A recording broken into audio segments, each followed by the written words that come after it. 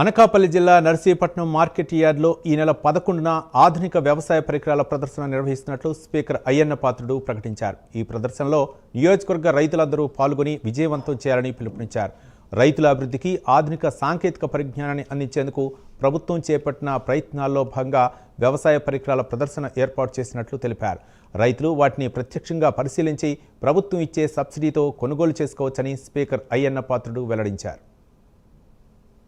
యంత్రాలతో వ్యవసాయం చేస్తే గిట్టుబాటు అవుతుందనే ఉద్దేశంతో మన నాయకులు చంద్రబాబు నాయుడు గారు కొత్త రకాలైన పనిముట్లని మార్కెట్లోకి తీసుకురావడం జరుగుతుంది. అంచేత అదే విధంగా ఈ నెల 11వ తారీఖున అంటే శుక్రవారం నాడు ఉదయం 10 గంటలకి నర్సీపట్నం మార్కెట్ యార్డ్లో ఈ పరికరాలన్నీ తీసుకొచ్చి ఎగ్జిబిషన్ ఏర్పాటు చేసాం.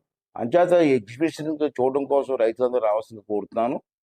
నర్సీపట్నంలో ఉన్నటువంటి 4 మండలాలు కాకుండా పక్కనే ఉన్నటువంటి కసింకోట మండలం, ఇటుపక్క ఉన్నటువంటి కోటవట్ల మండలం, ఇటుపక్క ఉన్నటువంటి రోలుగొండ మండలం రైతులు కూడా వచ్చి ఈ పరికరాలను చూసుకొని ఈ ఆధునికంగా వచ్చిన పరికరాలు మీకు ఉపయోగపడితే మీరు తీసుకోవడానికి అవకాశం ఉంటుంది. కాబట్టి వచ్చి చూసి మీకు నచ్చినట్టయితే మీరు తీసుకోవాలనుకుంటే మీరు వెంటనే ఆ కంపెనీ వాళ్ళ దగ్గర తీసుకోవచ్చు.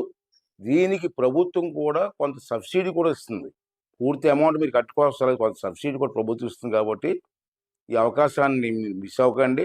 ఈ యంత్రాలను కొనుగోలు చేస్తే మన వ్యవసాయం అభివృద్ధి చెందడానికి మంచి అవకాశం ఉంది. కాబట్టి తప్పనిసరిగా 11వ తారీఖున శుక్రవారం నాడు 10 గంటలకల్లా మీరు వచ్చి ఆ వీక్షణ తిలకించి ప్రభుత్వం ఇస్తున్న ఈ